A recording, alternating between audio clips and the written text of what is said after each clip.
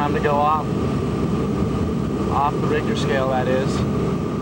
If you flash a line 15, 20 years ago and it's a big gnarly line in Alaska or wherever and you flash it clean, I mean, what's the difference between then and 20 years from now? I mean, you could put it in a segment today and a lot of the riders would love to have that in their part if they rode it that well. Like I can go back to TB5 and watch a movie, and I'm not trying to sound arrogant or whatever on the filmmaking point of it, but I can put in TB5 Alaska footage, and I can put in Alaska footage from this year, and I can be like, I don't see a difference. In fact, I think the stuff from '95 is almost better.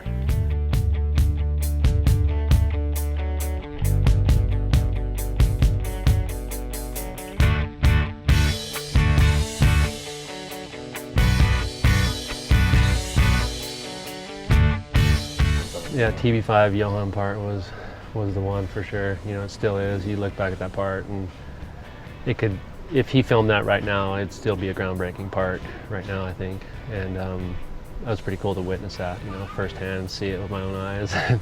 He's like a wild animal. Like he'd get to the top and just be like, cameraman, media, this is Johan, I'm dropping in 10 seconds. And cameramen are just scrambling, no back and forth. That would be like the only communication you hear from Johan, and then he'd like go do something that no one's ever done before on a snowboard. And I mean, half of his best riding probably wasn't on film because he didn't feel like waiting for cameramen.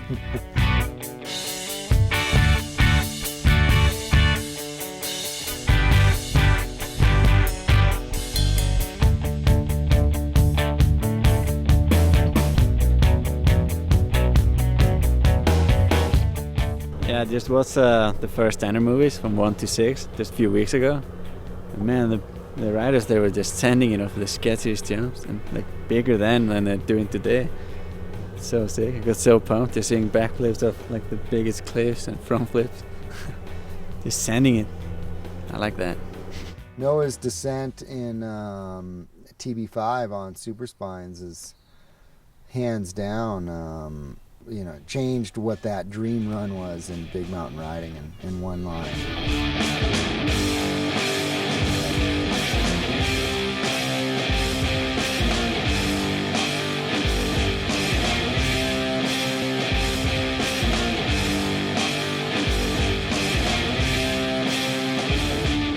Definitely my most famous first ascent is the Mendenhall Towers, and that was in Juneau.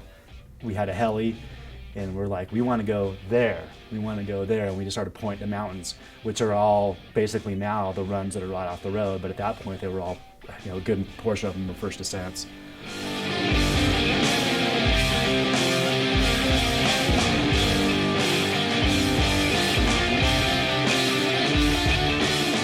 I would say both of those descents, the Super Spines descent and the Mendenhall Towers descent, before those guys did that, no one thought that you could ever ski or snowboard down something like that. It just like shattered the ceiling and was like, we were all looking over this way, they go and do this, and we were like, okay, that's what we should be looking at. As I would talk to people who had watched the videos, it's usually those 1 or 2 shots where you almost kill yourself and you're just totally going for it that they remember. Yeah, TB4 was like the one, like, you know, you say Rippy doing that big old back flip off of there, and it was just like next level. You're like, I want to be that dude snowboarding in the video. We got out of the helicopter, Terrier saw something he wanted to do, some turns down below, and I didn't really see anything, so I kind of walked over the ridge and I saw this perfect cliff. I've always loved jumping off cliffs, because what you get when you jump off a cliff is you get that acceleration experience where you're going from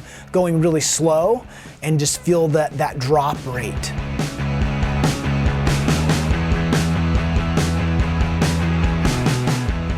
So I remember we did a run right next to it. Like, first time I went on a big mountain that was that long and that steep for that long. And I remember just, you know, doing airs on the way down on small little bumps, and you would just fly for so long because it was so steep.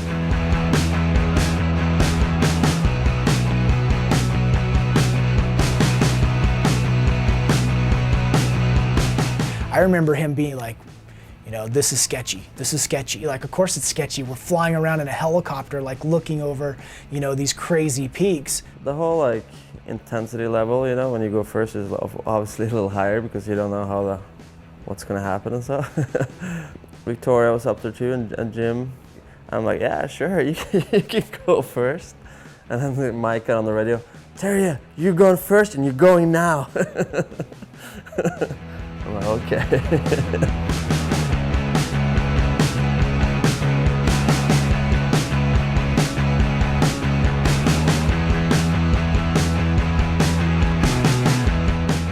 It just looks so easy. You're like, I could do that, but you don't really realize, or maybe you do, what could happen if something went wrong. And that's when you watch the bail segments and you watch Tom tumble through rocks, or Jeremy, some of Jeremy's close calls, and you really, really realize what could happen if you hook an edge in a chute or a rock line. And all it takes is one tumble onto a rock and you're toast.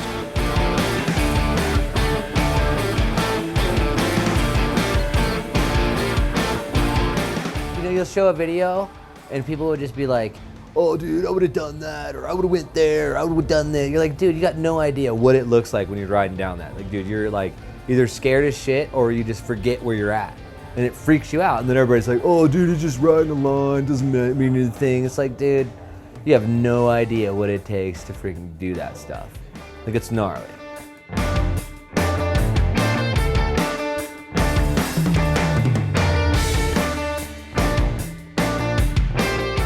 The thing with like riding these serious lines is crew is everything, and Mike and Dave are some of the best, most experienced guys in the mountains in the world. So when I'm on a line and need to get advice, I can call up the cameraman and they're giving me world-class, on-point feedback.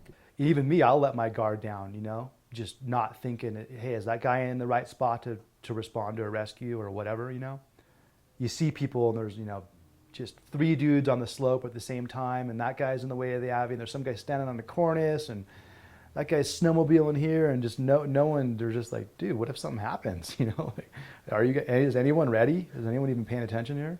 You know, they take the backcountry seriously. They assess the snow conditions, and Mike has always taken that very serious. Way more serious than I did. There was a lot of times where Mike and I would almost butt heads because I'm like, let me do this. And he'd be like, no, it's not safe. I'll watch a kid be lining up a gap or something. I've seen him time and again be like, you know what?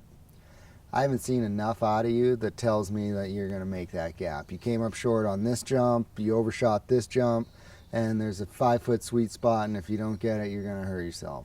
I'm not shooting it. I've definitely seen and witnessed a lot of really close calls with me filming other riders with trees that have been way too close for comfort. We were trying this follow cam shot through this little slot rock, but it had a little wave in it. It's a wind wave, but it was almost like a kicker. We saw a little wind drift at the bottom, and we threw snowballs at it, and it seemed soft. The snowballs disappeared, and we all agreed it looked like it was okay. There was a tree kind of in the fall line to the right, but we all thought, we'll just hit that little snow drift and we'll just ride right over it. So I went through, and when I hit that lip, I got bucked, but when he hit it, he was trying to stay with the camera, and he got whipped around and lost his edge, and then he slid down the hill and slammed this tree that was there. He must have missed the tree by 2 to 6 inches, maybe. I just grazed the tree with the tail of my snowboard, kind of sliding butt first down the hill. Luckily, that's how I hit it, tail first, and it was actually enough force to break my femur. And it broke my femur and my hip, so of course I was completely out that year, and it was definitely a pretty big blow to me. I mean, physically it was an insane injury to come back from. And after that, I wanted to come back, and I wanted to do everything I was doing before, but by the time I came back from the injury, it was another year, and then another year after that to even be 100% again.